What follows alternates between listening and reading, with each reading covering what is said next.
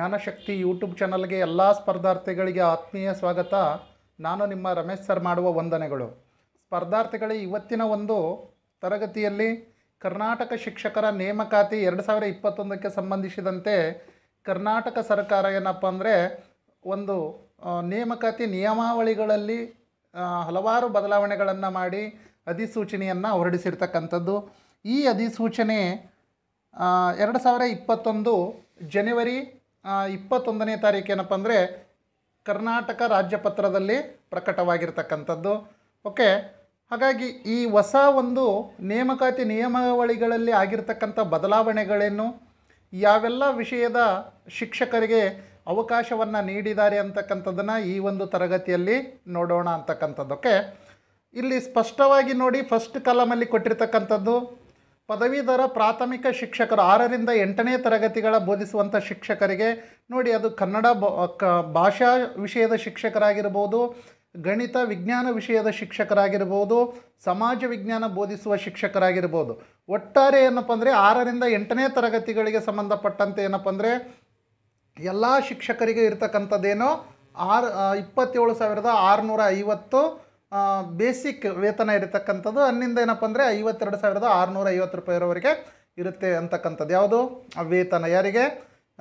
6ರಿಂದ 8ನೇ ತರಗತಿ ಬೋಧಿಸುವಂಥ ಶಿಕ್ಷಕರಿಗೆ. ಓಕೆ, ಅದು ಭಾಷಾ ಶಿಕ್ಷಕರಾಗಿರ್ಬೋದು, ಗಣಿತ ವಿಜ್ಞಾನ ಜೀವ ವಿಜ್ಞಾನ ಬೋಧಿಸುವ ಶಿಕ್ಷಕರಾಗಿರ್ಬೋದು, ಸಮಾಜ ಪಾಠಗಳನ್ನು ಬೋಧಿಸುವಂಥ ಶಿಕ್ಷಕರಾಗಿರ್ಬೋದು. ಓಕೆ, ಮತ್ತು ಇಲ್ಲಿ ಕೆಲವೊಂದು ಹೊಸ ಏನಂತ ಕೊಟ್ಟಿದ್ದಾರೆ ಅಂತಂದರೆ ಇಲ್ಲಿ ಕೊಟ್ಟಿದ್ದಾರೆ ಫಸ್ಟ್ ಕಾಲಮಲ್ಲಿ ನೋಡಿ, ಕ್ರಮ ಸಂಖ್ಯೆ 1ರಿಂದ 3ರ ವರ್ಗಗಳಿಗೆ ನೇಮಕವಾಗುವ ಕಾರ್ಯಭಾರದ ಶಿಕ್ಷಕರುಗಳು ಹೊಂದಾಣಿಕೆಗೆ ಅದೇ ಶಾಲೆಯ ಅಥವಾ ಹತ್ತಿರದ ಶಾಲೆಯ ತರಗತಿಗಳಿಗೆ ಅವರು ನೇಮಕಾತಿ ಹೊಂದಿರುವ ವಿಷಯದ ಜೊತೆಗೆ ಯಾವುದೇ ಇತರ ವಿಷಯಗಳ ಬೋಧನೆ ಮಾಡಲು ಸೂಚಿಸಬಹುದು. ನೋಡಿ, ಕ್ರಮ ಸಂಖ್ಯೆ 1, ಕ್ರಮ ಸಂಖ್ಯೆ 2, ಕ್ರಮ ಸಂಖ್ಯೆ 3 ಅಂತಂದರೆ ಬೇರೆ ಏನಲ್ಲ, ಇಲ್ಲಿರ್ತಕ್ಕಂಥದ್ದನ್ನು ಕಾಣಬಹುದು ನೀವು.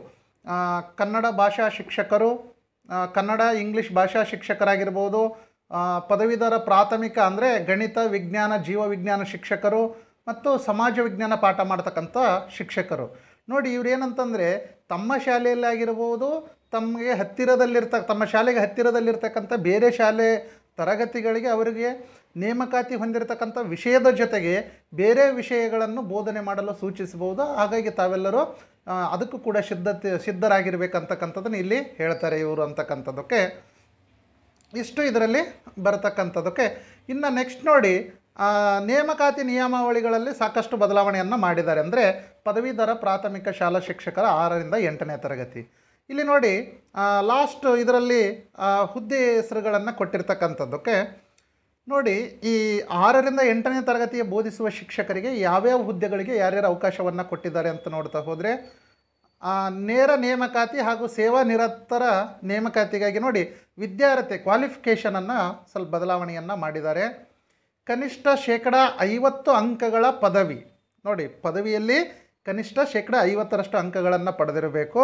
ಹಾಗೂ ಪ್ರಾಥಮಿಕ ಶಿಕ್ಷಣದಲ್ಲಿ 2 ವರ್ಷಗಳ ಡಿಪ್ಲೊಮಾ ಪದವಿಯನ್ನು ಪಡೆದಿರಬೇಕು ಅಂತಕ್ಕಂಥದ್ದು.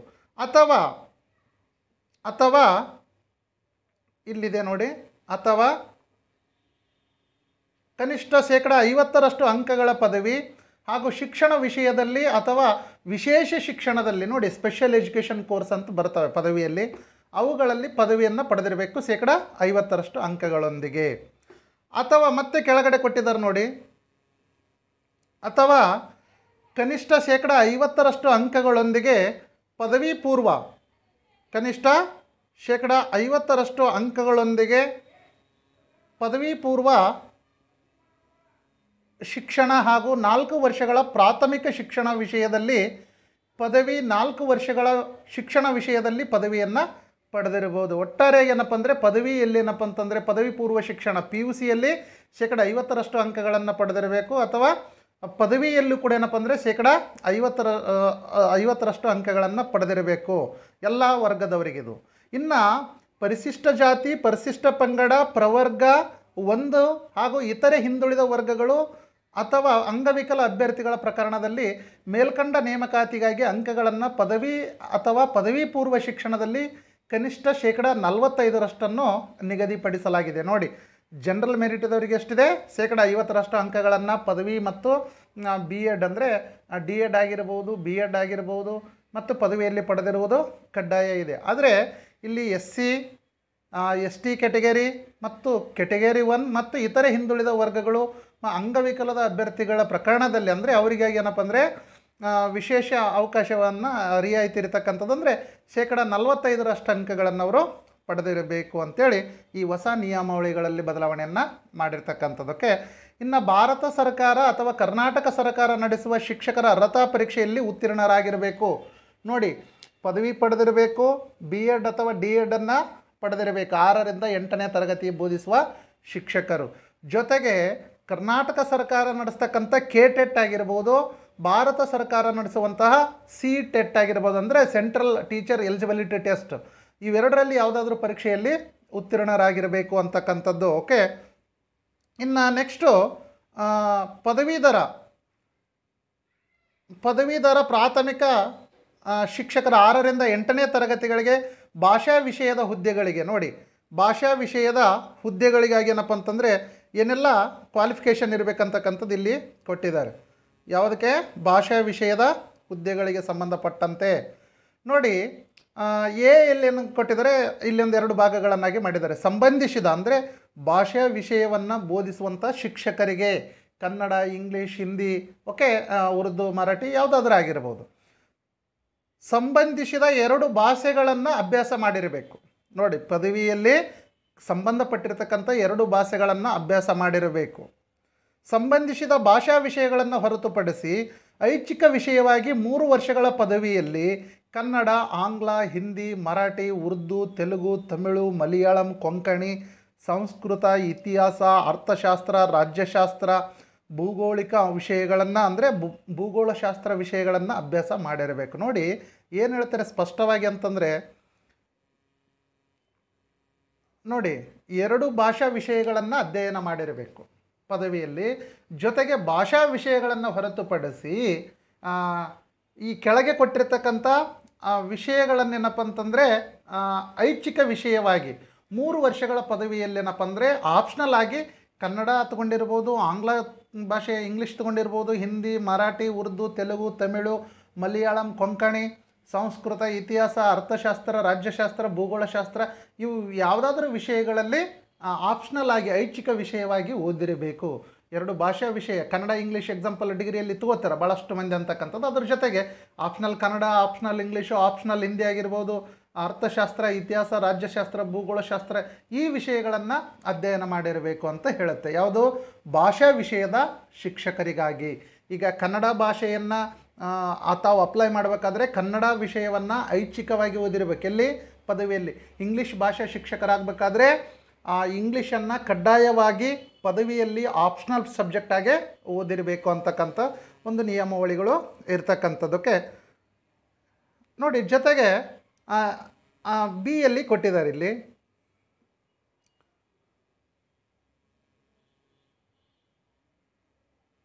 ಏನಂತ ಕೊಟ್ಟಿದ್ದಾರೆ ಬಿ ಸೆಕ್ಷನಲ್ಲಿ ಅಂತಂದರೆ, ನೋಡಿ, ಸಂಬಂಧಿಸಿದ ಭಾಷಾ ವಿಷಯಗಳಲ್ಲಿ ಮತ್ತು ಇತರ ವಿಷಯಗಳಲ್ಲಿ ಪಡೆದ ಕನಿಷ್ಠ 50ರಷ್ಟು ಅಂಕಗಳನ್ನು ಪಡೆದಿರಬೇಕು. ನೋಡಿ, ಸಂಬಂಧಿಸಿದ ಭಾಷಾ ವಿಷಯಗಳ 2 ಭಾಷಾ ವಿಷಯಗಳನ್ನು ಓದಿರಬೇಕಂತಿದೆಯಲ್ಲ, ಆ ವಿಷಯಗಳಲ್ಲಿ ಮತ್ತು ಇತರ ವಿಷಯದಲ್ಲಿ ಪಡೆದ ಕನಿಷ್ಠ 50ರಷ್ಟು ಅಂಕಗಳನ್ನು ಪಡೆದಿರಬೇಕು. ಭಾಷೆ ವಿಷಯಗಳಾಗಿರ್ಬೋದು ಮತ್ತು ಐಚ್ಛಿಕ ವಿಷಯಗಳಲ್ಲಿ ಶೇಕಡ 50ರಷ್ಟು ಅಂಕಗಳನ್ನು ಪಡೆದಿರಬೇಕು ಅಂತಕ್ಕಂಥ ಒಂದು ನಿಯಮಾವಳಿಗಳು ಇದೆ ಅಂತಕ್ಕಂಥದ್ದು. ಇನ್ನು ಸಂಬಂಧಪಟ್ಟ ಭಾಷಾ ವಿಷಯದಲ್ಲಿ ಡಿಪ್ಲೊಮಾ ಬೋಧನಾ ವಿಧಾನ ಬೋಧನೆಯಲ್ಲಿ ಅನುಭವವನ್ನು ಪಡೆದಿರಬೇಕು ಅಂತಕ್ಕಂಥದ್ದು ಈ ಒಂದು ಹೊಸ ನಿಯಮಾವಳಿಯಲ್ಲಿ ಸೇರಿಸಿದ್ದಾರೆ ಅಂತಕ್ಕಂಥದ್ದು. ನೋಡಿ, ಪದವೀಧರ ಪ್ರಾಥಮಿಕ ಶಿಕ್ಷಕ ಗಣಿತ ವಿಜ್ಞಾನ ಹುದ್ದೆಗಳ ಅಭ್ಯರ್ಥಿಗಳು. ನೋಡಿ, ಇದುವರೆಗೂ ನಾವೇನಪ್ಪ ಅಂತಂದರೆ ಭಾಷಾ ವಿಷಯದ ಅಭ್ಯರ್ಥಿಗಳನ್ನು ನೋಡಿದ್ದೀವಿ. ಈಗ ಪದವೀಧರ ಗಣಿತ ವಿಜ್ಞಾನ ವಿಷಯವನ್ನು ಬೋಧಿಸುವಂಥ ಶಿಕ್ಷಕರು. ನೋಡಿ, ಇಲ್ಲಿ ಇವರು ಗಣಿತ ಭೌತಶಾಸ್ತ್ರ ಅಭ್ಯಾಸ ಮಾಡಿದ ಪದವೀಧರರು. ನೋಡಿ, ಗಣಿತ ಅಂದರೆ ಮ್ಯಾಥಮೆಟಿಕ್ಸು ಮತ್ತು ಫಿಸಿಕ್ಸ್ ವಿಷಯಗಳನ್ನು ಕಡ್ಡಾಯವಾಗಿ ಓದಿರಬೇಕು ಅವರು. ಗಣಿತ ಭೌತಶಾಸ್ತ್ರ ಅಭ್ಯಾಸ ಮಾಡಿದ ಪದವೀಧರರು 3 ವರ್ಷಗಳ ಜೊತೆಗೆ ಯಾವುದಾದರೂ ರಸಾಯನಶಾಸ್ತ್ರ, ಗಣಕಶಾಸ್ತ್ರ, ಎಲೆಕ್ಟ್ರಾನಿಕ್ಸ್, ಅಂಕಿ ಅಂಶಗಳು, ಭೂಗೋಳಶಾಸ್ತ್ರ, ಗೃಹ ವಿಜ್ಞಾನ ವಿಷಯದಲ್ಲಿ 3ನೇ ವಿಷಯವಾಗಿ ಪದವಿಯಲ್ಲಿ ಅಭ್ಯಾಸ ಮಾಡಿರಬೇಕು. ನೋಡಿ ಮೊದಲೇನಿತ್ತಪ್ಪ ಅಂತಂದರೆ ಹಳೆಯ ಒಂದು ನೇಮಕಾತಿಯಲ್ಲಿ ಏನಪ್ಪ ಅಂತಂದರೆ PCM ಓದಿರಲೇಬೇಕಂತೇಳಿ ಇತ್ತು. PCM ಅಂದರೆ ಫಿಸಿಕ್ಸ್, ಕೆಮಿಸ್ಟ್ರಿ, ಮ್ಯಾಥಮೆಟಿಕ್ಸ್ ಓದಿದವರಿಗೆ ಅವಕಾಶ ಇತ್ತು. CBಜಡ್ದವ್ರಿಗೆ ಇರಲಿಲ್ಲ. ಮತ್ತು ಪ್ಯೂರ್ PCM ಬಿಟ್ಟು PMCS physics, mathematics, computer science ಮತ್ತು ಫಿಸಿಕ್ಸು, ಮ್ಯಾಥಮೆಟಿಕ್ಸು, ಎಲೆಕ್ಟ್ರಾನಿಕ್ಸ್ ಓದಿರ್ತಕ್ಕಂಥವ್ರಾಗಿರ್ಬೋದು. ಓಕೆ, ಇವ್ರು ಯಾರಿಗೆ ಅವಕಾಶ ಇರಲಿಲ್ಲ ಅಂತಕ್ಕಂಥದ್ದಲ್ಲಿ ಹಳೆ ನೇಮಕಾತಿಯಲ್ಲಿ. ಈಗ ಹೊಸ ನೇಮಕಾತಿಯಲ್ಲಿ ಏನು ಮಾಡಿದ್ದಾರೆ, ಬದಲಾವಣೆ ಮಾಡಿದ್ದಾರೆ. BSc ಪದವಿಯಲ್ಲಿ ಏನಪ್ಪ ಅಂತಂದರೆ ಫಿಸಿಕ್ಸು ಮತ್ತು ಮ್ಯಾಥಮೆಟಿಕ್ಸನ್ನು ಕಡ್ಡಾಯವಾಗಿ ಓದಿರಬೇಕು. ಅದರ ಜೊತೆಗೆ 3ನೇ ವಿಷಯವಾಗಿ ಏನಪ್ಪ ಅಂತಂದರೆ ರಸಾಯನಶಾಸ್ತ್ರ, ಕೆಮಿಸ್ಟ್ರಿ ಓದಿರ್ಬೋದು, ಗಣಕಶಾಸ್ತ್ರ, ಕಂಪ್ಯೂಟರ್ ಸೈನ್ಸ್ ಓದಿರ್ಬೋದು, ಎಲೆಕ್ಟ್ರಾನಿಕ್ಸ್ ಓದಿರ್ಬೋದು, ಅಂಕಿ ಅಂಶಗಳು ಅಂದರೆ ಸ್ಟ್ಯಾಟ್ಸ್ ವಿಷಯದ ಬಗ್ಗೆ ಬರುತ್ತೆ, ಮತ್ತು ಭೂಗೋಳಶಾಸ್ತ್ರ ಓದಿರ್ಬೋದು, ಗೃಹ ವಿಜ್ಞಾನ ವಿಷಯಗಳನ್ನು 3ನೇ ವಿಷಯವಾಗಿ ಪದವಿಯಲ್ಲಿ ಅಭ್ಯಾಸ ಮಾಡಿರಬೇಕಂತ ಅಭ್ಯರ್ಥಿಗಳಿಗೇನಿದೆ ಇಲ್ಲಿ ಅವಕಾಶ ಇದೆ. ಜೊತೆಗೆ ಏನು ಮಾಡಿದ್ದಾರೆ, ಹೊಸದಾಗಿ ಇಲ್ಲಿ ಕೊಟ್ಟಿದ್ದಾರೆ ನೋಡಿ, ವಾಸ್ತುಶಿಲ್ಪದ ಪದವೀಧರರಲ್ಲದ ಇಂಜಿನಿಯರಿಂಗ್ ಪದವೀಧರರು, ಅಂದರೆ ವಾಸ್ತುಶಿಲ್ಪ ವಿಷಯದಲ್ಲಿ ಪದವಿಯನ್ನು ಪಡೆಯದೇ ಇರತಕ್ಕಂಥ ಇಂಜಿನಿಯರಿಂಗ್ ಪದವೀಧರರು ಪ್ರಥಮ 3-4 ಸೆಮಿಸ್ಟರ್ಗಳಲ್ಲಿ ಗಣಿತ ಮತ್ತು ಉಳಿದ ಸೆಮಿಸ್ಟರ್ಗಳಲ್ಲಿ ಅನ್ವಯಿಕ ಗಣಿತ ಅಭ್ಯಾಸ ಮಾಡಿರಬೇಕು. ಅಪ್ಲೈಡ್ ಮ್ಯಾಥ್ಸ್ ಅಂತ ಬರುತ್ತೆ. ಇವುಗಳನ್ನು ಅಧ್ಯಯನ ಮಾಡಿದವರು ಅಂದರೆ ಇಂಜಿನಿಯರಿಂಗ್ ಓದಿರ್ತಕ್ಕಂಥ ಪದವೀಧರರಿಗೆ ಇದೊಂದು ಹೋರಾಟನೇ ನಡೀತು. ಇಂಜಿನಿಯರಿಂಗ್ ಪದವೀಧರರಿಗೂ ಕೂಡ ಅವಕಾಶವನ್ನು ನೀಡಬೇಕು ಅಂತಕ್ಕಂಥದ್ದಕ್ಕೆ ಇಷ್ಟು ನಿಯಮಾವಳಿಗಳಲ್ಲಿ ಇರತಕ್ಕಂಥದ್ದು. ಜೊತೆಗೆ ವಿಷಯದ ಪದವೀಧರರು ಕನಿಷ್ಠ 50% ಅಂಕಗಳನ್ನು ಪ್ರತಿ 3 ವಿಷಯಗಳಲ್ಲಿ ಪಡೆದಿರಬೇಕು. ಅದೇ ರೀತಿ ಇಂಜಿನಿಯರಿಂಗ್ ಪದವೀಧರರು ಕನಿಷ್ಠ 50% ಒಟ್ಟಾರೆ ಅಂಕಗಳನ್ನು ಗಣಿತ ಮತ್ತು ಅನ್ವಯಿಕ ಗಣಿತ ವಿಷಯದಲ್ಲಿ ಬೇರೆ ಬೇರೆಯಾಗಿ ಅಂದರೆ ಸಪ್ರೇಟಾಗಿ ಗಣಿತದಲ್ಲಿ ಬೇರೆ, ಅನ್ವಯಿಕ ಗಣಿತ ವಿಷಯದಲ್ಲಿ ಬೇರೆಯಾಗಿ ಏನಪ್ಪ ಅಂದರೆ ಗಳಿಸಿರಬೇಕು. ಮತ್ತು ಶಿಕ್ಷಣ ವಿಷಯದಲ್ಲಿ ಪದವಿ ಮತ್ತು ಡಿಪ್ಲೊಮಾದ 3 ವಿಷಯಗಳ ಪೈಕಿ ಕನಿಷ್ಠ 1 ವಿಷಯದಲ್ಲಿ ಬೋಧನಾ ವಿಧಾನ ಮತ್ತು ಬೋಧನಾ ಅನುಭವವನ್ನು ಪಡೆದಿರಬೇಕು ಅಂತಕ್ಕಂಥದ್ದಕ್ಕೆ ಅಂದರೆ ಮೆಥಡಾಲಜಿಯಲ್ಲಿ ಏನಪ್ಪ ಅಂತಂದರೆ B.Ed ಅಲ್ಲಿ ಶಿಕ್ಷಣ ವಿಷಯದಲ್ಲಿ ಓದಿರಬೇಕು. B.Ed ಆಗಿರ್ಬೋದು ಅಥವಾ D.Ed ಆಗಿರ್ಬೋದು ಅಂತಕ್ಕಂಥದ್ದಕ್ಕೆ. ಜೊತೆಗೆ ಪದವೀಧರ ಪ್ರಾಥಮಿಕ ಶಿಕ್ಷಕ ಹುದ್ದೆಗಳಿಗೆ 1ಕ್ಕಿಂತ ಅಧಿಕ ವಿಜ್ಞಾನ ಹುದ್ದೆಗಳನ್ನು ಹೊಂದಿರುವ ಶಾಲೆಗಳಲ್ಲಿ ವಿದ್ಯಾರ್ಥಿಗಳು ಜೀವ ವಿಜ್ಞಾನ ಬೋಧಿಸುವ ಶಿಕ್ಷಕರಿಗೆ ಅವಕಾಶವನ್ನು ನೀಡಿದ್ದಾರೆ ಅಂತಕ್ಕಂಥದ್ದಕ್ಕೆ. ಜೀವ ವಿಜ್ಞಾನ ಬೋಧಿಸುವಂಥ ಶಿಕ್ಷಕರಿಗೆ ಏನು ಮಾಡಿದ್ದಾರೆ, ಈ ಬಾರಿ ಅವಕಾಶವನ್ನು ನೀಡಿದ್ದಾರೆ ಅಂತಕ್ಕಂಥದ್ದಕ್ಕೆ. ನೋಡಿ, ಈ ಜೀವ ವಿಜ್ಞಾನ ಬೋಧಿಸುವ ಶಿಕ್ಷಕರಿಗೆ ಕೆಲವೊಂದು ನಿಯಮಾವಳಿಗಳನ್ನು ರೂಪಿಸಿದ್ದಾರೆ. ಮೊದಲ ಜೀವ ವಿಜ್ಞಾನ ವಿಷಯ ಅಂತಕ್ಕಂಥದ್ದು ಇರಲಿಲ್ಲ ನೇಮಕಾತಿಯಲ್ಲಿ. ಓನ್ಲಿ ವಿಜ್ಞಾನ ಮತ್ತು ಗಣಿತ ಎರಡನ್ನು ಮಿಕ್ಸ್ ಮಾಡಿ PCM ಅಭ್ಯರ್ಥಿಗಳನ್ನು ನೇಮಕಾತಿ ಮಾಡ್ಕೊಳ್ತಾ ಇದ್ದರು. ಈ ಬಾರಿ ಏನಪ್ಪ ಅಂತಂದರೆ ಫಿಸಿಕ್ಸು ಮತ್ತು ಮ್ಯಾಥಮೆಟಿಕ್ಸ್ ಜೊತೆಗೆ ಗಣಕ ವಿಜ್ಞಾನ, ಕೆಮಿಸ್ಟ್ರಿ, ಎಲೆಕ್ಟ್ರಾನಿಕ್ಸು ಮತ್ತು ಗೃಹ ವಿಜ್ಞಾನ ಓದಿರ್ತಕ್ಕಂಥ ಅಭ್ಯರ್ಥಿಗಳಿಗೆ ಅವಕಾಶವನ್ನು ಕೊಟ್ಟಿದ್ದಾರೆ ಅಂತಕ್ಕಂಥದ್ದು. ಅದರ ಜೊತೆಗೆ CBಜಡ್ ಓದಿರ್ತಕ್ಕಂಥ ಅಭ್ಯರ್ಥಿಗಳಿಗೆ ಈ ಹಿಂದಿನ ನೇಮಕಾತಿಗಳಲ್ಲಿ ಅವಕಾಶ ಇರಲಿಲ್ಲ. ಕೆಮಿಸ್ಟ್ರಿ, ಬಾಟ್ನಿ, ಜಿಯಾಲಜಿ ಅಂದರೆ BScಯಲ್ಲಿ ಓದಿರ್ತಕ್ಕಂಥ ಅಭ್ಯರ್ಥಿಗಳಿಗೆ ಈ ಬಾರಿ ಏನು ಮಾಡಿದ್ದಾರೆ, ಅವಕಾಶವನ್ನು ಕೊಟ್ಟಿದ್ದಾರೆ ಅಂತಕ್ಕಂಥದ್ದಕ್ಕೆ. ವಿಜ್ಞಾನ ನೋಡಿ, ಇಲ್ಲಿ ಜೀವ ವಿಜ್ಞಾನ ಅಂತಕ್ಕಂಥ ಒಂದು ಹುದ್ದೆಯನ್ನು ಸೃಷ್ಟಿ ಮಾಡಿದ್ದಾರೆ ಅಂತಕ್ಕಂಥದ್ದಕ್ಕೆ. ಇಲ್ಲಿ ಏನಂತ ಕೊಟ್ಟಿದ್ದಾರೆ ರೂಲ್ಸ್ ರೆಗ್ಯುಲೇಷನ್ಸ್ ಅಂದರೆ ನೋಡಿ, 3 ವರ್ಷಗಳ ಪದವಿಯಲ್ಲಿ ಕಡ್ಡಾಯ ರಸಾಯನಶಾಸ್ತ್ರ ಅಭ್ಯಾಸ ಮಾಡಿರುವ ಪದವೀಧರರು ನೋಡಿ, 3 ವರ್ಷಗಳ ಪದವಿಯಲ್ಲಿ ರಸಾಯನಶಾಸ್ತ್ರವನ್ನು ಕಡ್ಡಾಯವಾಗಿ ಅಧ್ಯಯನ ಮಾಡಿರಬೇಕಂದ್ರೆ ಕೆಮಿಸ್ಟ್ರಿಯನ್ನು ಕಡ್ಡಾಯವಾಗಿ ಅಭ್ಯಾಸ ಮಾಡಿರಬೇಕು 3 ವರ್ಷಗಳ ಪದವಿಯಲ್ಲಿ. ಅದರ ಜೊತೆಗೆ ಸಸ್ಯಶಾಸ್ತ್ರ, ಪ್ರಾಣಿಶಾಸ್ತ್ರ, ರೇಷ್ಮೆ ಕೃಷಿ, ಪರಿಸರ ವಿಜ್ಞಾನ, ತಳಿಶಾಸ್ತ್ರ, ಗಣಿತ ವಿಷಯಗಳ ಪೈಕಿ ಯಾವುದಾದ್ರೂ 2 ವಿಷಯಗಳನ್ನು 3 ವರ್ಷಗಳ ಪದವಿಯಲ್ಲಿ ಅಭ್ಯಾಸ ಮಾಡಿರಬೇಕು. ನೋಡಿ, 3 ಆಪ್ಷನಲ್ ಆಗಿ ತೊಗೊಳ್ತೀವಿ ನಾವು, BSc ಆಗಿರಲಿ BA ಆಗಿರಲಿ. ಇಲ್ಲಿ BSc ಪದವಿಯಲ್ಲಿ ಕೆಮಿಸ್ಟ್ರಿಯನ್ನು, ರಸಾಯನಶಾಸ್ತ್ರವನ್ನು ಕಡ್ಡಾಯವಾಗಿ ಅಧ್ಯಯನ ಮಾಡಿರಬೇಕು.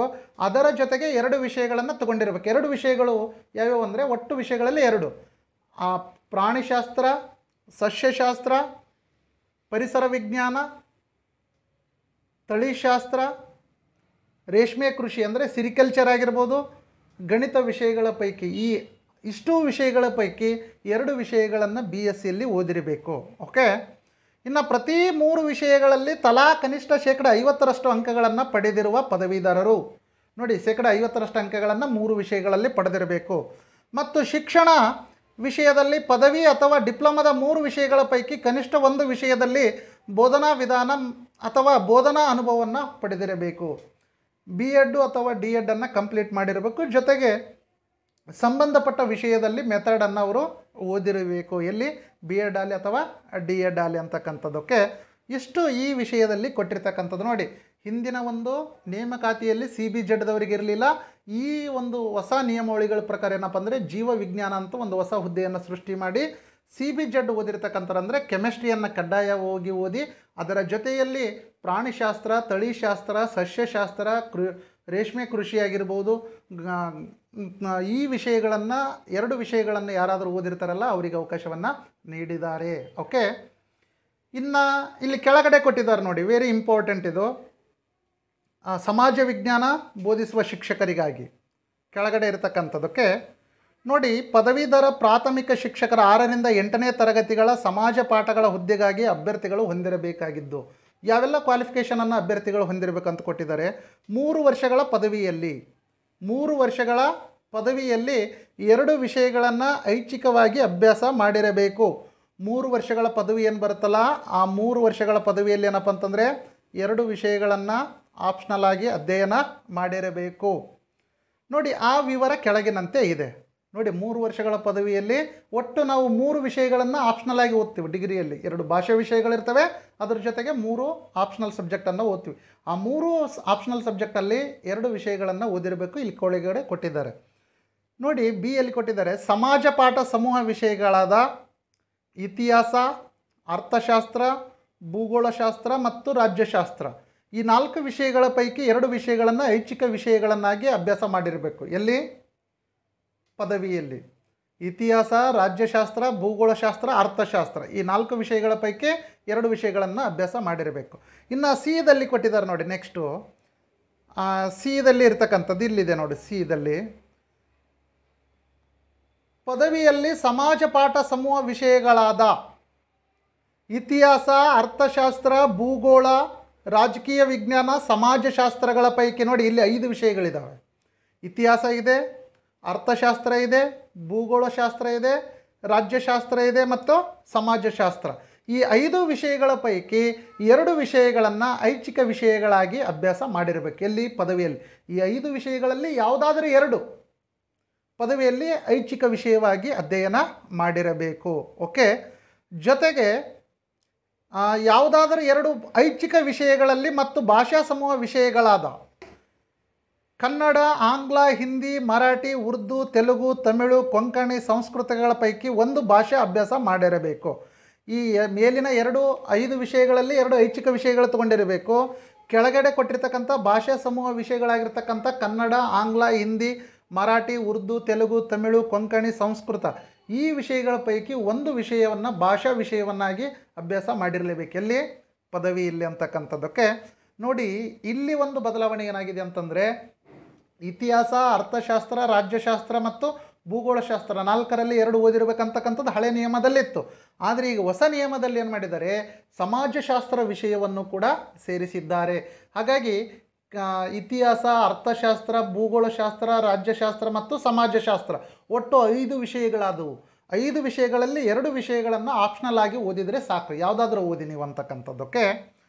ಇನ್ನು ಕನಿಷ್ಠ ಶೇಕಡ 50ರಷ್ಟು ಅಂಕಗಳನ್ನು ಮೇಲ್ಕಂಡ ಪ್ರತಿ 2 ವಿಷಯಗಳಲ್ಲಿ ಪಡೆದಿರಬೇಕು. ಯಾಕಂದರೆ 2 ಐಚ್ಛಿಕ ವಿಷಯವನ್ನು ಓದಿರಬೇಕಂತಿದೆಯಲ್ಲ, ಆ 2 ಐಚ್ಛಿಕ ವಿಷಯಗಳಲ್ಲಿ ಶೇಕಡ 50ರಷ್ಟು ಅಂಕಗಳನ್ನು ಪಡೆದಿರಬೇಕು ಪ್ರತಿಯೊಂದು ವಿಷಯದಲ್ಲಿ. ಮತ್ತು ಶಿಕ್ಷಣ ಪದವಿ ಮತ್ತು ಡಿಪ್ಲೊಮಾದ ಅಲ್ಲಿ ಸಮಾಜ ಅಧ್ಯಯನ ಸಮೂಹ ವಿಷಯಗಳ ಪೈಕಿ ಕನಿಷ್ಠ ಪಕ್ಷ 1 ವಿಷಯದಲ್ಲಿ ಬೋಧನಾ ವಿಧಾನ ಅಥವಾ ಬೋಧನಾ ಅನುಭವವನ್ನು ಪಡೆದಿರಬೇಕು. ಮೆಥಡನ್ನು ಅಂದರೆ ಪದವಿಯಲ್ಲಿ ಪಡೆದಿರ್ತಕ್ಕಂಥ ವಿಷಯವನ್ನು ಮೆಥಡಾಗಿ B.Ed ಪದವಿಯಲ್ಲಿ ಅಥವಾ D.Ed ಅಲ್ಲಿ ಅಧ್ಯಯನ ಮಾಡಿರಬೇಕು. ಈಗ ಹಿಸ್ಟ್ರಿ ಮೆಥಡು, ಕನ್ನಡ ಮೆಥಡ್ ಅಂತ ನಾವು ಸಾಮಾನ್ಯವಾಗಿ ಏನು ಮಾಡ್ತೀವಿ, ಸ್ಟಡಿ ಮಾಡ್ತೀವಿ. ಹಿಸ್ಟ್ರಿ ಮೆಥಡ್ ಇರುತ್ತೆ, ಇಂಗ್ಲೀಷ್ ಮೆಥಡ್ ಕನ್ನಡ ಇಂಗ್ಲೀಷ್ ಬರುತ್ತೆ B.Ed ಅಲ್ಲಿ. ಇನ್ನು ಹಿಸ್ಟ್ರಿ ಅಂತಕ್ಕಂಥದ್ದು ಕಾಮನ್ ಆಗಿ ಇರುತ್ತೆ ಅಂತಕ್ಕಂಥದ್ದಕ್ಕೆ ಇಷ್ಟು ಇದರಲ್ಲಿ ಇದೆ. ಇನ್ನು ಶೇಕಡ 50ರಷ್ಟು ಅಂಕಗಳಂತೇಳಿ ನೋಡಿ, ಎಲ್ಲ ವಿಷಯಗಳಲ್ಲಿ ಶೇಕಡ 50ರಷ್ಟು ಅಂಕಗಳನ್ನು ಪಡೆದಿರಬೇಕು ಐಚ್ಛಿಕ ವಿಷಯಗಳಲ್ಲಿ. ಆದರೆ ಈ ಅಂಕಗಳ ವಿನಾಯಿತಿ ಇದೆ. ಯಾರಿಗಿದೆ ಅಂತಂದರೆ ಪರಿಶಿಷ್ಟ ಜಾತಿ, ಪರಿಶಿಷ್ಟ ಪಂಗಡ ಮತ್ತು ಇತರೆ ಹಿಂದುಳಿದ ವರ್ಗಗಳ ಪ್ರವರ್ಗ 1 ಮತ್ತು ಅಂಗವಿಕಲ ಅಭ್ಯರ್ಥಿಗಳಿಗೆ ಏನಪ್ಪ ಅಂತಂದರೆ ಈ ಒಂದು ಮೇಲಿನ ಒಂದು ಅಂಕಗಳಲ್ಲಿ ನೇಮಕಾತಿಯಲ್ಲಿ ಏನಪ್ಪ ಅಂದರೆ ಪದವಿ ಅಥವಾ ಪದವಿ ಪೂರ್ವ ಶಿಕ್ಷಣದಲ್ಲಿ ಕನಿಷ್ಠ ಶೇಕಡ 45ರಷ್ಟು ಅಂಕಗಳನ್ನು ಪಡೆದಿರುವವರನ್ನು ಕೂಡ ಏನು ಮಾಡ್ತಾರೆ, ನೇಮಕಾತಿಗೆ ಪರಿಗಣಿಸ್ತಾರೆ. SC ST ಕೆಟಗರಿ 1 ಹಿಂದುಳಿದ ವರ್ಗಗಳ ಅಭ್ಯರ್ಥಿಗಳು ಮತ್ತು ಅಂಗವಿಕಲ ಅಭ್ಯರ್ಥಿಗಳಿಗೆ ಎಷ್ಟಿದೆ, ಶೇಕಡ 45ರಷ್ಟು ಅಂಕಗಳನ್ನು ಪಡೆದಿದ್ರೆ ಸಾಕು ಅಂತಕ್ಕಂಥದ್ದಕ್ಕೆ ಇಷ್ಟು ಅಂಶಗಳು ಇದರಲ್ಲಿ ಇರ್ತಕ್ಕಂಥದ್ದು. ಓಕೆ, ಇಲ್ಲಿ ವಯೋಮಿತಿಯನ್ನು ಕೊಟ್ಟಿದ್ದಾರೆ ನೋಡಿ. ಇದುವರೆಗೆ ಏನಪ್ಪ ಅಂತಂದರೆ ಕ್ವಾಲಿಫಿಕೇಷನನ್ನು ನೋಡಿದ್ದೀವಿ, ಯಾವ ಹುದ್ದೆಗಳಿಗೆ ಏನೇನು ಅಂತಕ್ಕಂಥದ್ದು. ಒಟ್ಟು ಎಷ್ಟು ಹುದ್ದೆಗಳನ್ನು ನೇಮಕ ಆಗ್ತವೆ, 4 ಪ್ರಕಾರದ ಹುದ್ದೆಗಳು ನೇಮಕ ಆಗ್ತವೆ. ಅಂದರೆ ಭಾಷಾ ವಿಷಯದ ಶಿಕ್ಷಕರು, ಗಣಿತ ವಿಷಯದ ಶಿಕ್ಷಕರು, ವಿಜ್ಞಾನ ಅಂದರೆ ಜೀವ ವಿಜ್ಞಾನ ವಿಷಯದ ಶಿಕ್ಷಕರು ಮತ್ತು ಸಮಾಜ ಪಾಠಗಳ ಬೋಧಿಸುವ ಶಿಕ್ಷಕರು, ಸೋಷಿಯಲ್ ಸೈನ್ಸ್ ಟೀಚರ್ ಅಂತೇಳಿ 4 ವಿಷಯದ ಶಿಕ್ಷಕರು ನೇಮಕ ಆಗುತ್ತೆ. ಭಾಷಾ ವಿಷಯದ ಶಿಕ್ಷಕರು, ಗಣಿತ ವಿಷಯದ ಶಿಕ್ಷಕರು, ಜೀವ ವಿಜ್ಞಾನದ ಶಿಕ್ಷಕರು ಮತ್ತು ಸಮಾಜ ವಿಜ್ಞಾನ ಸೋಷಿಯಲ್ ಸೈನ್ಸ್ ಟೀಚರನ್ನು 4 ಹಂತದಲ್ಲಿ 4 ಪ್ರಕಾರದಲ್ಲಿ ನಡೆಯುತ್ತೆ. ಇಲ್ಲಿ ವಯೋಮಿತಿ ಏನಪ್ಪ ಅಂತಂದರೆ ಕೊಟ್ಟಿದ್ದಾರೆ ನೋಡಿ, ಕೆಳಗಡೆ ಇದೆ. ವಯೋಮಿತಿ ಕನಿಷ್ಠ 21 ವರ್ಷಗಳು ಪೂರ್ಣವಾಗಿರಬೇಕು. ಎಷ್ಟಿದೆ ವಯೋಮಿತಿ? 21 ವರ್ಷ ಅಭ್ಯರ್ಥಿಗೆ ಪೂರ್ಣವಾಗಿರಬೇಕು. ಕನಿಷ್ಠ 21 ವರ್ಷ ಪೂರ್ಣವಾಗಿರಬೇಕು. ಜೊತೆಗೆ ಗರಿಷ್ಠ ವಯೋಮಿತಿ ಏನಪ್ಪ ಅಂತಂದರೆ SC ST ಕೆಟಗರಿ 1 ಮತ್ತು ವಿಕಲಚೇತನ ಅಭ್ಯರ್ಥಿಗಳಿಗೆ ನೋಡಿ, SC ST ಕೆಟಗರಿ 1 ಮತ್ತು ವಿಕಲಚೇತನ ಅಭ್ಯರ್ಥಿಗಳಿಗೆ ಏನಿದೆ ಅಂತಂದರೆ 45 ವರ್ಷ ಮೀರಿರಬಾರದು. ಕನಿಷ್ಠ 21 ವರ್ಷ ಎಲ್ಲರಿಗಿದೆ. ಬಟ್ SC ST ಕೆಟಗರಿ 1 ಅಭ್ಯರ್ಥಿಗಳಿಗೆ ಗರಿಷ್ಠ ವಯೋಮಿತಿ ಎಷ್ಟು ಮೀರಿರಬಾರ್ದು, 45 ವರ್ಷ ಮೀರಿರಬಾರದು. ಇನ್ನು ಕೆಟಗರಿಯಲ್ಲಿ ಬರ್ತಕ್ಕಂಥ ಇತರೆ ಹಿಂದುಳಿದ ವರ್ಗಗಳು 2A 2B 3A 3B ಅಭ್ಯರ್ಥಿಗಳೇನಪ್ಪ ಅಂತಂದರೆ ಶೇಕಡ ಗರಿಷ್ಠ 43 ವರ್ಷಗಳನ್ನು ಮೀರಿರಬಾರದು ಅಂತ ನಿಯಮಾವಳಿಯಲ್ಲಿ ಇದೆ. ಮೊದಲು ಕೂಡ ಇದೇ ಇತ್ತು. ಇನ್ನು ಇತರೆ ಅಭ್ಯರ್ಥಿಗಳಿಗೆ ಅಂದರೆ ಸಾಮಾನ್ಯ ಅಭ್ಯರ್ಥಿಗಳು ಗರಿಷ್ಠ 40 ವರ್ಷವನ್ನು ಮೀರಿರಬಾರದು ಅಂತ ನಿಯಮಾವಳಿಗಳಲ್ಲಿ ಇದೆ ಅಂತಕ್ಕಂಥದ್ದಕ್ಕೆ ಇಷ್ಟು ಅಂಶಗಳನ್ನು ಇದರಲ್ಲಿ ನಾವಿಲ್ಲಿ ಕಾಣ್ತೀವಿ ಅಂತಕ್ಕಂಥದ್ದಕ್ಕೆ. ಇನ್ನು ಪ್ರಮುಖವಾಗಿ ಈ ಒಂದು ಹೊಸ ನಿಯಮಾವಳಿಗಳಲ್ಲಿ ಏನೇನು ಚೇಂಜಸ್ ಆಗಿದೆ ಅಂತಂದರೆ ನೋಡಿ, ಮೊದಲೇನಪ್ಪ ಅಂತಂದರೆ 3 ಶಿಕ್ಷಕರನ್ನು ನೇಮಕ ಮಾಡ್ತಾಯಿದ್ರು. ಅಂದರೆ ಭಾಷಾ ವಿಷಯದ ಶಿಕ್ಷಕರು, ಗಣಿತ ವಿಷಯದ ಶಿಕ್ಷಕರು ಮತ್ತು ಸಮಾಜ ವಿಜ್ಞಾನ ಶಿಕ್ಷಕರನ್ನು ನೇಮಕ ಮಾಡ್ತಾಯಿದ್ರು. ಈ ಬಾರಿ ಜೀವ ವಿಜ್ಞಾನ ಶಿಕ್ಷಕರಂತ ಹೊಸ ಹುದ್ದೆಯನ್ನು ಸೃಷ್ಟಿ ಮಾಡಿ ಏನು ಮಾಡ್ತಾರೆ, ನೇಮಕಾತಿಯನ್ನು ಮಾಡ್ತಾರೆ ಅಂತಕ್ಕಂಥದ್ದು. CBZ ವಿಷಯದವರಿಗೆ ಮೊದಲು ಇರಲಿಲ್ಲ. ಕೆಮಿಸ್ಟ್ರಿ, ಬಾಟ್ನಿ, ಜಿಯೋಲಜಿ ಓದಿರ್ತಕ್ಕಂಥವ್ರು ಈ ಬಾರಿ ಅವರಿಗೆ ಅವಕಾಶವನ್ನು ನೀಡಿದ್ದಾರೆ. ಮೊದಲ ಗಣಿತ ವಿಷಯದ ಶಿಕ್ಷಕರಾಗಬೇಕಾದ್ರೆ ಪ್ಯೂರ್ PCMನೇ ಆಗಿರಬೇಕು, ಫಿಸಿಕ್ಸ್ ಕೆಮಿಸ್ಟ್ರಿ ಮ್ಯಾಥಮೆಟಿಕ್ಸೇ ಓದಿರ್ಬೇಕಂತೇಳಿತ್ತು. ಈ ಬಾರಿ ಏನು ಮಾಡಿದ್ದಾರೆ, ಫಿಸಿಕ್ಸು ಮ್ಯಾಥಮೆಟಿಕ್ಸು ಕಡ್ಡಾಯವಾಗಿ ಓದಿರಬೇಕು. ಅದರ ಜೊತೆಯಲ್ಲಿ ಏನಪ್ಪ ಅಂತಂದರೆ ಕಂಪ್ಯೂಟರ್ ಸೈನ್ಸ್ ಓದಿದವರು, ಎಲೆಕ್ಟ್ರಾನಿಕ್ಸ್ ಓದಿರ್ತಕ್ಕಂಥವ್ರು, ಓಕೆ, ಗೃಹ ವಿಜ್ಞಾನ ಓದಿರ್ತಕ್ಕಂಥ ಅಭ್ಯರ್ಥಿಗಳು ಏನು ಮಾಡಿದ್ದಾರೆ, ಅವಕಾಶವನ್ನು ಕೊಟ್ಟಿದ್ದಾರೆ. ಈ ಒಂದು ಹೊಸ ಒಂದು ನೇಮಕಾತಿ ನಿಯಮಾವಳಿಗಳಲ್ಲಿ ಅಂತಕ್ಕಂಥದ್ದು ಚೇಂಜಸನ್ನು ಮಾಡಿದ್ದಾರೆ. ಜೊತೆಗೆ ಸಮಾಜ ವಿಜ್ಞಾನ ವಿಷಯದ ಶಿಕ್ಷಕರಾಗಬೇಕಾದ್ರೆ 4 ವಿಷಯಗಳು ಕೊಟ್ಟು ಆ 4 ವಿಷಯಗಳಲ್ಲಿ 2 ವಿಷಯ ಓದಿರಬೇಕಂತ ಕಡ್ಡಾಯ ಇತ್ತು. ಯಾವ್ಯಾವ ಅಂದರೆ ಇತಿಹಾಸ, ರಾಜ್ಯಶಾಸ್ತ್ರ, ಭೂಗೋಳಶಾಸ್ತ್ರ ಮತ್ತು ಅರ್ಥಶಾಸ್ತ್ರ. ಈ ಇತಿಹಾಸ, ರಾಜ್ಯಶಾಸ್ತ್ರ, ಭೂಗೋಳಶಾಸ್ತ್ರ ಮತ್ತು ಅರ್ಥಶಾಸ್ತ್ರ ಈ 4 ವಿಷಯಗಳಲ್ಲಿ 2 ವಿಷಯಗಳನ್ನು ಕಡ್ಡಾಯವಾಗಿ ಓದಿರಬೇಕಂತೇಳಿ ಇತ್ತು. ಆದರೆ ಇಲ್ಲಿ ಏನಾಗಿತ್ತು ಗೊತ್ತಾ, ಕೆಲವೊಂದು ಕಡೆ ಕೆಲವೊಂದು ಕಾಲೇಜುಗಳಲ್ಲಿ ಏನಿದೆ ಕಾಂಬಿನೇಷನ್ ವೇರಿಯೇಷನ್ ಇತ್ತು. ಇಲ್ಲಿ ಆಪ್ಷನಲ್ ಇಂಗ್ಲೀಷ್ ಇರ್ತಿತ್ತು, ಸೋಷಿಯಾಲಜಿ ಇರ್ತಿತ್ತು ಮತ್ತು ಪತ್ರಿಕೋದ್ಯಮ ಓದ್ತಾ ಇದ್ರಿ. ಕೆಲವೊಂದು ಕಡೆ ಆಪ್ಷನಲ್ ಇಂಗ್ಲೀಷು, ಸೋಷಿಯಾಲಜಿ ಮತ್ತು ಪತ್ರಿಕೋದ್ಯಮ ಓದ್ತಾ ಇದ್ರು. ನೋಡಿ, ಇಲ್ಲಿ ಐಚ್ಛಿಕ ವಿಷಯ ಒಂದೇ ಇದೆ ಸರಿಯಾಗಿ, ಬಟ್ ಇಲ್ಲಿ ಸೋಷಿಯಾಲಜಿ ಬರಲ್ಲ, ಪತ್ರಿಕೋದ್ಯಮ ಬರಲ್ಲ. ಹಾಗಾಗಿ ಇವ್ರು ಏನು ಮಾಡ್ತಾಯಿದ್ರು, ಆಪ್ಷನಲ್ ಇಂಗ್ಲೀಷ್ ಓದಿ TET ಪರೀಕ್ಷೆ ಪಾಸಾದರೂ ಕೂಡ ನೇಮಕಾತಿಯಲ್ಲಿ ಇವರು ಅರ್ಹತೆಯನ್ನು ಪಡಿತಾ ಇದ್ದಿದ್ದಿಲ್ಲ. ಆದರೆ ಈ ಬಾರಿ ಏನು ಮಾಡಿದ್ದಾರೆ, 5 ವಿಷಯಗಳು ಸಮಾಜ ವಿಜ್ಞಾನ, ಸಮಾಜಶಾಸ್ತ್ರ ವಿಷಯವನ್ನು ಸೇರಿಸಿದ್ದಾರೆ. ಇತಿಹಾಸ, ಅರ್ಥಶಾಸ್ತ್ರ, ರಾಜ್ಯಶಾಸ್ತ್ರ, ಭೂಗೋಳಶಾಸ್ತ್ರ ಮತ್ತು ಸಮಾಜಶಾಸ್ತ್ರ ಈ 5 ವಿಷಯಗಳನ್ನು 5 ವಿಷಯಗಳಲ್ಲಿ ಯಾವುದಾದ್ರೂ 2 ವಿಷಯಗಳನ್ನು ಪದವಿಯಲ್ಲಿ ಪಡೆದಿದ್ದರೆ ಅವರು ಸಮಾಜ ವಿಜ್ಞಾನ ಶಿಕ್ಷಕರಾಗೋದು ಅರ್ಹತೆಯನ್ನು ಪಡಿತಾರೆ ಅಂತಕ್ಕಂಥದ್ದು. ಓಕೆ, ಇನ್ನು ಕನ್ನಡ, ಇಂಗ್ಲೀಷ್, ಹಿಂದಿ ಇವುಗಳನ್ನು ಐಚ್ಛಿಕ ವಿಷಯವಾಗಿ ತೆಗೆದುಕೊಂಡಿದ್ರೆ ಈ 5 ವಿಷಯಗಳಲ್ಲಿ 1 ವಿಷಯವನ್ನು ಪಡೆದರೆ ಸಾಕು ಅಂತಕ್ಕಂಥ ಒಂದು ನಿಯಮಾವಳಿಗಳಲ್ಲಿ ಇರ್ತಕ್ಕಂಥದ್ದಕ್ಕೆ ಇದನ್ನು ಬದಲಾವಣೆ. ಸಮಾಜ ವಿಜ್ಞಾನ ವಿಷಯವನ್ನು, ಸಮಾಜಶಾಸ್ತ್ರ ವಿಷಯವನ್ನು ಹೊಸದಾಗಿ ಸೇರಿಸಿದ್ದಾರೆ. ಪಿ ಸಿ ಎಮ್ದವ್ರಿಗೆ ಇರ್ತಕ್ಕಂಥ ಒಂದು ನೇಮಕಾತಿಯನ್ನು ಏನು ಮಾಡಿದ್ದಾರೆ, ಕಂಪ್ಯೂಟರ್ ಸೈನ್ಸ್ ಓದಿದವರಿಗೂ ಎಲೆಕ್ಟ್ರಾನಿಕ್ಸ್ ಓದಿದವರಿಗೂ ಅವಕಾಶವನ್ನು ಕೊಟ್ಟಿದ್ದಾರೆ, ಮತ್ತು ಇಂಜಿನಿಯರಿಂಗ್ ವಿದ್ಯಾರ್ಥಿಗಳಿಗೂ ಕೂಡ ಹೊಸ ನೇಮಕಾತಿಯಲ್ಲಿ ಅವಕಾಶವನ್ನು ಕೊಟ್ಟಿದ್ದಾರೆ ಅಂತಕ್ಕಂಥದ್ದು. ಸಿ ಬಿ ಜೆಡ್ ಅಭ್ಯರ್ಥಿಗಳಿಗೆ ಏನಂತಂದರೆ ಜೀವ ವಿಜ್ಞಾನ ಅಂತಕ್ಕಂಥ ಒಂದು ಹೊಸ ಹುದ್ದೆಯನ್ನು ಸೃಷ್ಟಿ ಮಾಡಿ ಅವಕಾಶವನ್ನು ಇಲ್ಲಿ ಅವರಿಗೂ ಕೂಡ ಕೊಟ್ಟಿರ್ತಕ್ಕಂಥದ್ದು. ಓಕೆ, ಇನ್ನು ಈ ಎಲ್ಲ ನೇಮಕಾತಿಗಳು ಹೇಗೆ ನಡೀತಾವಂತಂದರೆ, ಸರ್ಕಾರ ಒಂದು ನಿಗದಿಪಡಿಸಿರ್ತಕ್ಕಂಥ ಒಂದು ನೇಮಕಾತಿ ಪ್ರಾಧಿಕಾರದ ಮೂಲಕ ನಡೆಯುತ್ತೆ. ಅಂದರೆ ಸಿ ಎಸ್ ಸಿ ಇಲಾಖೆಯವರೇ ಏನಪ್ಪ ಅಂತಂದರೆ, ಅಂದರೆ ಶಿಕ್ಷಣ ಇಲಾಖೆಯವರೇ ಈ ಒಂದು ನೇಮಕಾತಿಯನ್ನು ನಡೆಸ್ತಾರೆ ಅಂತಕ್ಕಂಥದ್ದಕ್ಕೆ. ಇಲ್ಲಿ ಅಂಕಗಳನ್ನು ಹೇಗೆ ಪರಿಗಣಿಸ್ತಾರೆ, ಮೆರಿಟ್ ಲಿಸ್ಟ್ಗೆ ಅಂದರೆ ವೇಟೇಜ್ ಲಿಸ್ಟನ್ನು ಯಾವ ರೀತಿ ತಯಾರು ಮಾಡ್ತಾರೆ ಅಂತ ನೋಡ್ತಾ ಹೋದರೆ ನೋಡಿ, ಇಲ್ಲಿರ್ತಕ್ಕಂಥದ್ದನ್ನ ಕಾಣ್ತೀವಿ. ಮೆರಿಟ್ ಲಿಸ್ಟನ್ನು ಏನಪ್ಪ ಅಂದರೆ, ಪದವಿಯಲ್ಲಿ ಪಡೆದಿರ್ತಕ್ಕಂಥ 50% ಅಂಕಗಳು, ಪದವಿಯಲ್ಲಿ ಎಷ್ಟು ಪಡೆದಿರಬೇಕು, 50% ಸಿ ಇ ಟಿಯಲ್ಲಿ ಪಡೆದಿರ್ತಕ್ಕಂಥ ಒಟ್ಟು ಅಂಕಗಳೆಷ್ಟು, 50% ನೋಡಿ ಇಲ್ಲಿ ಕೊಟ್ಟಿದ್ದಾರೆ. ಸ್ಪರ್ಧಾತ್ಮಕ ಪರೀಕ್ಷೆಯಲ್ಲಿ ಪಡೆದ ಅಂಕಗಳು 50% ಅಂಕಗಳನ್ನು ಪರಿಗಣಿಸ್ತಾರೆ. ಎಲ್ಲಿ, ಪದವಿ ಸಿ ಇ ಟಿಯಲ್ಲಿ ಕಾಂಪಿಟೇಟಿವ್ ಎಕ್ಸಾಮಲ್ಲಿ ಪಡೆದಿರ್ತಕ್ಕಂಥದ್ದು. ಇನ್ನು ಶಿಕ್ಷಕರ ಅರ್ಹತಾ ಪರೀಕ್ಷೆ ಟಿ ಇ ಟಿಯಲ್ಲಿ ಪಡೆದಿರ್ತಕ್ಕಂಥ ಟಿ ಇ ಟಿ ಆಗಿರ್ಬೋದು, ಸೆಂಟ್ರಲ್ ಟೆಟ್ ಆಗಿರ್ಬೋದು, ಅವುಗಳಲ್ಲಿ ಏನಪ್ಪ ಅಂತಂದರೆ 20% ಅಂಕಗಳನ್ನು ಪರಿಗಣಿಸ್ತಾರೆ. ನೋಡಿ, ಸಿ ಇ ಟಿಯಲ್ಲಿನ 50% ಅಂಕಗಳು, ಟಿ ಇ ಟಿಯಲ್ಲಿನ 20% ಅಂಕಗಳನ್ನು ಪರಿಗಣಿಸ್ತಾರೆ. ಇನ್ನು ಪದವಿಯಲ್ಲಿ ಪಡೆದಿರ್ತಕ್ಕಂಥ ಅಂಕಗಳೇನಪ್ಪ ಅಂದರೆ 20% ಪರಿಗಣಿಸ್ತಾರೆ. ಪದವಿ ಬಿ ಎಡ್ ಆಗಿರ್ಬೋದು, B A, B S C, okay, ಅಥವಾ ಇವುಗಳಲ್ಲಿ ಪಡೆದಿರ್ತಕ್ಕಂಥ ಅಂಕಗಳೇನಪ್ಪ ಅಂದರೆ 20% ಅಂಕಗಳನ್ನು ಪರಿಗಣಿಸ್ತಾರೆ. ಇನ್ನು ಶಿಕ್ಷಕರ ಶಿಕ್ಷಣ ಕೋರ್ಸ್ನಲ್ಲಿ ಪಡೆದ ಅಂಕಗಳ 10% ಪರಿಗಣಿಸ್ತಾರೆ. ಎಷ್ಟು, 10%. ಇದು ಸಿ ಇ ಟಿಯಲ್ಲಿ ಪಡೆದಿರ್ತಕ್ಕಂಥ ಅಂಕಗಳು 50% ಅಂಕಗಳು, ಪದವಿಯಲ್ಲಿ ಪಡೆದಿರ್ತಕ್ಕಂಥ ಅಂಕಗಳು 20% ಅಂಕಗಳು, 20% ಅಂಕಗಳನ್ನು ಟಿ ಇ ಟಿ ಪರೀಕ್ಷೆಯಿಂದ ಪರಿಗಣಿಸ್ತಾರೆ.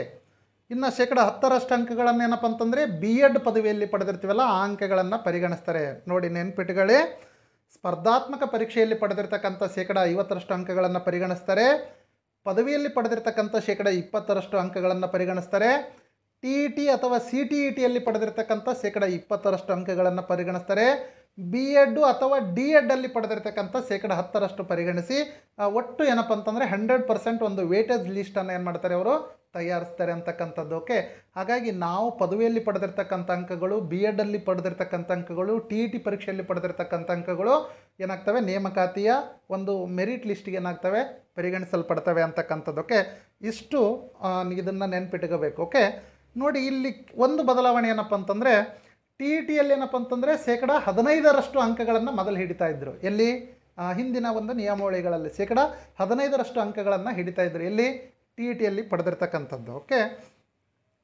ನೋಡಿ 50% ಅಂಕಗಳನ್ನು 50% ಅಂಕಗಳನ್ನು ಸಿ ಇ ಟಿಯಲ್ಲಿ ಈ ಬಾರಿ ಮಾಡಿದ್ದಾರೆ. ಮೊದಲೇನಿತ್ತು 35% ಅಂಕಗಳನ್ನು ಪರಿಗಣಿಸ್ತಾ ಇದ್ದರು. ಎಲ್ಲಿ, ಸಿ ಇ ಟಿಯಲ್ಲಿ. ಹಾಗಾಗಿ ಈ ಒಂದು ಹೊಸ ನೇಮಕಾತಿಯಲ್ಲಿ ಏನಪ್ಪ ಅಂದರೆ 50% ಅಂಕಗಳನ್ನು ಸಿ ಇ ಟಿಯಿಂದಲೇ ಪರಿಗಣಿಸುವುದರಿಂದ ಪದವಿಯಲ್ಲಿ ಕಡಿಮೆ ಅಂಕಗಳನ್ನು ಪಡೆದಿರ್ತಕ್ಕಂಥ ಅಭ್ಯರ್ಥಿಗಳಿಗೆ ಏನಪ್ಪ ಅಂದರೆ ಈ ಒಂದು ಹೊಸ ನೇಮಕಾತಿ ನಿಯಮಾವಳಿ ಏನಾಗುತ್ತೆ, ಒಂದು ವರದಾನ ಅಂತಲೇ ಪರಿಗಣಿಸಬಹುದು. ಯಾಕಂದರೆ ಮೊದಲು ನಾವು ಸಿ ಇ ಟಿಯಲ್ಲಿ ಎಷ್ಟೇ ಸ್ಕೋರ್ ಮಾಡಿದರೂ ಕೂಡ ಅದನ್ನು 35% ಇಳಿಸಿ ಪರಿಗಣಿಸ್ತಾ ಇದ್ದರು. ಓಕೆ, ಹಾಗಾಗಿ ಇದು ನಾನ್ ಸೆಮಿಸ್ಟರ್ ಏನು ಓದಿದ್ರಲ್ಲ, ಪದವಿಯಲ್ಲಿ ನಾನ್ ಸೆಮಿಸ್ಟರ್ ಓದಿರ್ತಕ್ಕಂಥ ಅಭ್ಯರ್ಥಿಗಳಿಗೆ ಏನಪ್ಪ ಅಂದರೆ ದೊಡ್ಡ ಒಂದು ಹೊಡೆತನೇ ಕೊಟ್ಟಿರ್ತಕ್ಕಂಥದ್ದು ನಿಜ. ಯಾಕಂದರೆ ಈಗಿರ್ತಕ್ಕಂಥ ಸೆಮಿಸ್ಟರ್ ಅಭ್ಯರ್ಥಿಗಳೇನಪ್ಪ ಅಂದರೆ 80 ಮತ್ತು 85% ಅಂಕಗಳನ್ನು ಮಾಡ್ತಾಯಿದ್ದಾರೆ. ನಾನ್ ಸೆಮಿಸ್ಟರ್ ಅಭ್ಯರ್ಥಿಗಳೇನಪ್ಪ ಅಂದರೆ ಕೇವಲ ಅವಾಗ 60% ಅಂಕಗಳ ಪಡೆದ್ರೆ ಸಾಕು ಅಂತಕ್ಕಂಥದ್ದು. 60, 62, 63 ಪಡೆದಿರ್ತಕ್ಕಂಥದ್ದು. ಓಕೆ, ಹಾಗಾಗಿ ಇವ್ರು ಏನಪ್ಪ ಅಂದರೆ ನೇಮಕಾತಿಯಿಂದ ವಂಚಿತರಾಗ್ತಾಯಿದ್ರು ಭಾಳಷ್ಟು ಅಭ್ಯರ್ಥಿಗಳು. ಆದರೆ ಈಗ ಸಿ ಇ ಟಿಯಲ್ಲಿನೇ 50% ಅಂಕಗಳನ್ನು ಪರಿಗಣಿಸುವುದರಿಂದ ಒಂದು ಆಶಾಭಾವನೆ ನಾನ್ ಸೆಮಿಸ್ಟರ್ ಅಭ್ಯರ್ಥಿಗಳಲ್ಲಿ, ಅಂದರೆ ಪದವಿಯಲ್ಲಿ ಕಡಿಮೆ ಅಂಕಗಳನ್ನು ಪಡೆದಿರ್ತಕ್ಕಂಥ ಅಭ್ಯರ್ಥಿಗಳಲ್ಲೂ ಕೂಡ ಮೂಡಿದೆ ಅಂತಕ್ಕಂಥದ್ದು. ಓಕೆ, ಹಾಗಾಗಿ ಇಷ್ಟು ಬದಲಾವಣೆಗಳನ್ನು ಏನಪ್ಪ ಅಂತಂದರೆ ಈ ಒಂದು ಹೊಸ ನೇಮಕಾತಿ ನಿಯಮಾವಳಿಗಳಲ್ಲಿ, ಅಂದರೆ ಸಿ ಆ್ಯಂಡ್ ಆರ್ ರೂಲಲ್ಲಿ ಏನು ಮಾಡಿದ್ದಾರೆ, ಚೇಂಜಸನ್ನು ಅವರು ಮಾಡಿರ್ತಕ್ಕಂಥದ್ದು ಇಲಾಖೆಯವರು. ಓಕೆ, ಇನ್ನು ಈ ಒಂದು ಹೊಸ ನಿಯಮಾವಳಿಗಳ ಪ್ರಕಾರ ಏನಾಗುತ್ತೆ, ಮುಂದಿನ ಒಂದು ನೇಮಕಾತಿ ಏನಾಗುತ್ತೆ ನಡೆಯುತ್ತೆ ಅಂತಕ್ಕಂಥದ್ದು. ಓಕೆ, ಸದ್ಯದಲ್ಲಿ ಏನಪ್ಪ ಅಂತಂದರೆ ಆ ಒಂದು TET ಅಂತಿಮ ಕೀ ಉತ್ತರಗಳನ್ನು ಕೂಡ ಪ್ರಕಟ ಆಗ್ತವೆ. ಅಂದರೆ ಸೆಪ್ಟೆಂಬರ್ 2ನೇ ವಾರದಲ್ಲಿ ಏನಾಗುತ್ತೆ ಕಡ್ಡಾಯವಾಗಿ ಟೀಚರ್ ಎಲಿಜಿಬಿಲಿಟಿ ಟೆಸ್ಟ್ ಏನು ನಡೀತಲ್ಲ ಇತ್ತೀಚೆಗೆ, ಅದರ ಒಂದು ಅಂತಿಮ ಕೀ ಉತ್ತರಗಳು ಕೂಡ ಪ್ರಕಟ ಆಗ್ತವೆ. ಜೊತೆಗೆ ರಿಸಲ್ಟ್ ಕೂಡ ಏನಪ್ಪ ಅಂತಂದರೆ ಅಂತಿಮ ಕೀ ಉತ್ತರಗಳು ಪ್ರಕಟಗೊಂಡ ಒಂದು 15 ದಿನದ ಒಳಗಡೆ ಏನಪ್ಪ ಅಂತಂದರೆ ರಿಸಲ್ಟನ್ನು ಕೂಡ ಅವರು ಪ್ರಕಟಿಸ್ತಾರೆ ಅಂತಕ್ಕಂಥದ್ದು. ಅದೇ ರೀತಿ ಏನಪ್ಪ ಅಂದರೆ ನವಂಬರ್ 1st ವೀಕು ಅಥವಾ 2nd ವೀಕು ಅಥವಾ ಯಾವಾಗ ಒಟ್ಟಿನಲ್ಲಿ ಏನಪ್ಪ ಅಂತಂದರೆ ಈ ವರ್ಷದಲ್ಲಿ ಏನಾಗುತ್ತೆ 100% ಏನಾಗುತ್ತೆ ಕಾಲ್ಫಾರ್ಮ್ ಆಗುತ್ತೆ, ನೋಟಿಫಿಕೇಷನ್ ಆಗ್ತಕ್ಕಂಥದ್ದು ಕಡ್ಡಾಯ ಅಂತಕ್ಕಂಥದ್ದು. ಯಾಕಂದರೆ ಈ ವರ್ಷ ಕರಿತಕ್ಕಂಥ ಪೋಸ್ಟ್ಗಳು ಸಿದ್ದರಾಮಯ್ಯ ಸರ್ಕಾರದ ಇದ್ದಾಗಲೇ ಆಗುತ್ತೆ ಹಣಕಾಸು ಇಲಾಖೆಯಿಂದ ಅನುಮೋದನೆಯನ್ನು ಪಡೆದಿದ್ದಾವೆ ಅಂತಕ್ಕಂಥದ್ದು. ಓಕೆ, ಪ್ರತಿ ವರ್ಷ 30,000 ಪೋಸ್ಟ್ಗಳು, ಪ್ರತಿ ವರ್ಷ 10,000 ಪೋಸ್ಟ್ಗಳನ್ನು ತುಂಬಬೇಕಂತ ಸಿದ್ದರಾಮಯ್ಯ ಸರ್ಕಾರ ಇದ್ದಾಗಲೇ ಹಣಕಾಸು ಇಲಾಖೆಯಿಂದ ಅನುಮೋದನೆ ಪಡೆದಿದೆ. ಆದರೆ ಏನಪ್ಪ ಅಂತಂದರೆ ಪ್ರತಿ 10,000 2,000 ಕರೆದರೂ 2 ಬಾರಿ ಕರೆದರೂ ಕೂಡ ಅಷ್ಟು ಅಭ್ಯರ್ಥಿಗಳು ತುಂಬಲು ಇದುವರೆಗೂ ಸಾಧ್ಯ ಆಗಿಲ್ಲ ಅಂತಕ್ಕಂಥದ್ದು. ವಿಶೇಷವಾಗಿ ಏನಪ್ಪ ಅಂದರೆ ಗಣಿತ ವಿಜ್ಞಾನ ವಿಷಯದಲ್ಲಿ ಮತ್ತು ಇಂಗ್ಲೀಷ್ ಭಾಷಾ ವಿಷಯ ಬೋಧಿಸುವಂಥ ಶಿಕ್ಷಕರ ಕೊರತೆ ರಾಜ್ಯದಲ್ಲಿ ಸಾಕಷ್ಟು ಇದೆ ಅಂತಕ್ಕಂಥದ್ದು. ಓಕೆ, ಹಾಗಾಗಿ ಈ ಸಮಾಜ ವಿಜ್ಞಾನ ವಿಷಯದ ಶಿಕ್ಷಕರೇನಪ್ಪ ಅಂತಂದರೆ ಪ್ರತಿ ಬಾರಿನೂ ಪರಿಪೂರ್ಣವಾಗಿ ತುಂಬಿದೆ. ಬಟ್ ಈ ಬಾರಿನೂ ಕೂಡ ಏನಪ್ಪ ಅಂತಂದರೆ ಹುದ್ದೆಗಳು ಇದ್ದಾವೆ ಅಂತಕ್ಕಂಥದ್ದು. ಬಟ್ ಕಾಂಪಿಟೇಷನ್ ಜಾಸ್ತಿ ಇರುತ್ತೆ ಎಲ್ಲಿ, ಸಮಾಜ ವಿಜ್ಞಾನ ಶಿಕ್ಷಕರಲ್ಲಿ.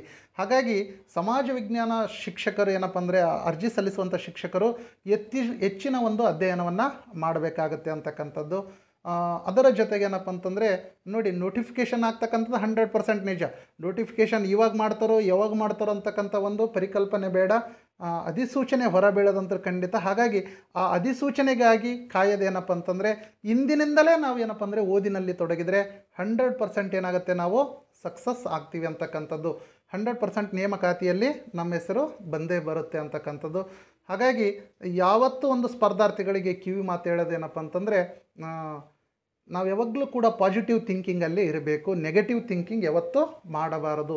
ಇದು ನನ್ನಿಂದ ಸಾಧ್ಯವಿಲ್ಲ ಅಂತಕ್ಕಂಥ ಮನೋಭಾವನೆ ಬೇಡ, ಇದು ನನ್ನಿಂದ ಸಾಧ್ಯನೇ ಅಂತಕ್ಕಂಥ ಮನೋಭಾವನೆಯನ್ನು ಬೆಳೆಸಿಕೊಳ್ಳಿ ಅಂತಕ್ಕಂಥ ಮಾತನ್ನು ಹೇಳ್ತಾ ಈ ಒಂದು ತರಗತಿಯನ್ನು ಇಲ್ಲಿಗೆ ಮುಗಿಸೋಣ ಅಂತಕ್ಕಂಥದ್ದು.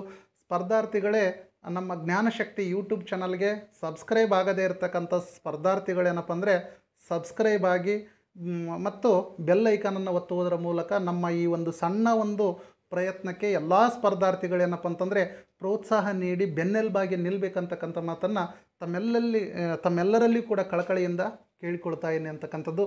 ನೋಡಿ, ಮುಂದಿನ ತರಗತಿಗಳಲ್ಲಿ ಏನಪ್ಪ ಅಂತಂದರೆ ನೆಕ್ಸ್ಟ್ ಒಂದು ತರಗತಿಯಲ್ಲಿ ಪಠ್ಯಕ್ರಮ ಸಿಲೆಬಸ್ ಏನಿದೆ ಅಂತಕ್ಕಂಥದ್ದು 1ರಿಂದ 5ನೇ ತರಗತಿ ಬೋಧಿಸುವ ಒಂದು ಶಿಕ್ಷಕರಿಗಾಗಿ ಮತ್ತು 6ರಿಂದ 8ನೇ ತರಗತಿ ಬೋಧಿಸುವ ಶಿಕ್ಷಕರಿಗಾಗಿ ಇರತಕ್ಕಂಥ ಒಂದು ಸಿಲೆಬಸ್ ಯಾವ ರೀತಿ ಇದೆ ಅಂತಕ್ಕಂಥದ್ದನ್ನು ನೋಡೋಣ ಅಂತಕ್ಕಂಥದ್ದು. ಓಕೆ, ನೋಡಿ, ಇದು 6ರಿಂದ 8ನೇ ತರಗತಿ ಬೋಧಿಸುವುದು. ಇನ್ನು ಹೈಸ್ಕೂಲ್ ಟೀಚರು ಕೂಡ ಕಾಲ್ಫಾರ್ಮ್ ಆಗ್ತವೆ ಅಂತಕ್ಕಂಥದ್ದನ್ನು ಕೇಳ್ಪಟ್ಟಿರ್ತಕ್ಕಂಥದ್ದು. ಓಕೆ, ಅದು ಎಷ್ಟರ ಮಟ್ಟಿಗೆ ಸರಿಯಾಗುತ್ತೆ ನೋಡೋಣ. ಬಟ್ HK ಭಾಗದಲ್ಲಂತರೂ ಕೂಡ ಹೈದರಾಬಾದ್ ಕರ್ನಾಟಕ ಭಾಗದಲ್ಲಿ ಏನಪ್ಪ ಅಂದರೆ ನಾನ್ TET ಅಂದರೆ ಹೈಸ್ಕೂಲ್ ಟೀಚರ್ ಪೋಸ್ಟು ವೇಕೆಂಟ್ ಇರ್ತಕ್ಕಂಥದ್ದು 100% ನಿಜ ಅಂತಕ್ಕಂಥದ್ದು. ಯಾಕಂದರೆ ಇತ್ತೀಚೆಗೆ ಏನಪ್ಪ ಅಂದರೆ ವ್ಯಾಟ್ಸಪ್ನಲ್ಲಿ ಒಂದು ಆಯುಕ್ತರ ಒಂದು ಕಚೇರಿಯಿಂದ ಬಂದಿರತಕ್ಕಂಥ ಒಂದು ವೇಕೆನ್ಸಿ ಲಿಸ್ಟ್ ಓಡಾಡಿರ್ತಕ್ಕಂಥದ್ದನ್ನು ಕಾಣ್ತೀವಿ ಸಾಮಾಜಿಕ ಜಾಲತಾಣಗಳಲ್ಲಿ. ಅದರಲ್ಲಿ ಹೈಸ್ಕೂಲ್ ಟೀಚರ್ ವೇಕೆನ್ಸಿ ಲಿಸ್ಟ್ ಕೂಡ ಇತ್ತು ಅಂತಕ್ಕಂಥದ್ದಕ್ಕೆ. ಇನ್ನು ಅದರ ಒಂದು ಸಂಪೂರ್ಣ ಮಾಹಿತಿ ಸಿಲೆಬಸ್ 1ರಿಂದ 5ನೇ ತರಗತಿ 6ರಿಂದ 8ನೇ ತರಗತಿ ಬೋಧಿಸುವ ಶಿಕ್ಷಕರದು ಮತ್ತು ಹೈಸ್ಕೂಲ್ ಟೀಚರ್ನ 9, 10, 11ನೇ ತರಗತಿ ಬೋಧಿಸುವ PGT ಪೋಸ್ಟ್ ಗ್ರ್ಯಾಜುಯೇಟ್ ಟೀಚರ್ ಅಂತ ಕರಿತೀವಿ. ಓಕೆ, ಅದರ ಒಂದು ನಿಯಮಾವಳಿಗಳು, ಅದರ ಸಿಲೆಬಸ್ ಏನಿದೆ ಅಂತಕ್ಕಂಥದ್ದನ್ನು ಪರಿಪೂರ್ಣವಾಗಿ ಏನಪ್ಪ ಅಂದರೆ ಮುಂದಿನ ಒಂದು ತರಗತಿಯಲ್ಲಿ ನೋಡೋಣ. ಹಾಗಾಗಿ ಎಲ್ಲ ಸ್ಪರ್ಧಾರ್ಥಿಗಳಿಗೆ ಮತ್ತೊಮ್ಮೆ ಏನಪ್ಪ ಅಂದರೆ ರಮೇಶ್ ಸರ್ ಮಾಡುವ ವಂದನೆಗಳು. Thank you.